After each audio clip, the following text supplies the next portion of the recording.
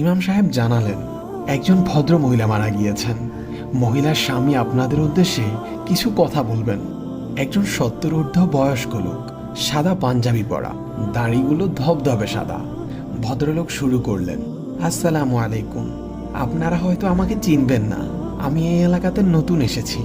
আমার স্ত্রী আজ সকালে ফজরের নামাজের পর আল্লাহর কাছে চলে গেছেন।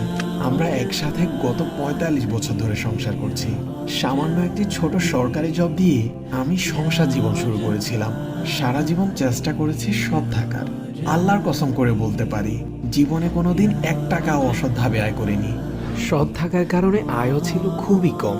আমাদের ৩ ছেলে এবং ২ মেয়ে ছিল। গ্রামের বাড়িতে বাবা মাকেও কিছু টাকা পাঠাতে হতো। কখনো কখনো মাস শেষ হওয়ার আগেই আমার বেতনের টাকা ফুরিয়ে যেত।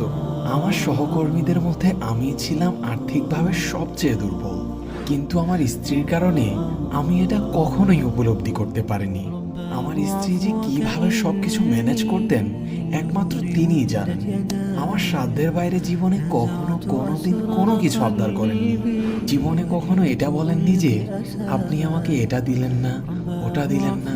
কখনো আমাকে আমার সামর্থ্য নিয়ে কষ্ট দিয়ে কথা বলেননি। আজীবন ওনাকে সন্তুষ্টই দেখেছি।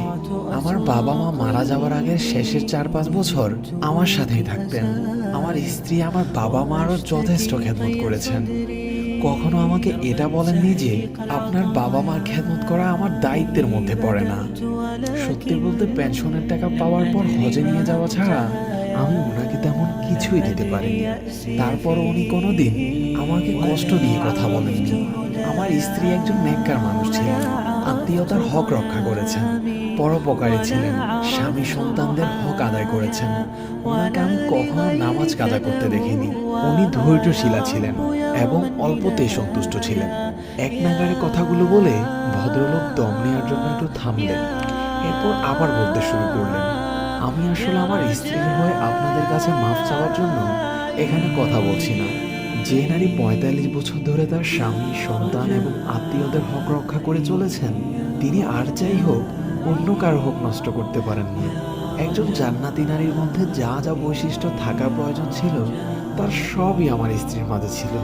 ইনশাআল্লাহ আল্লাহ ওনাকে জান্নাত নসিব করবেন।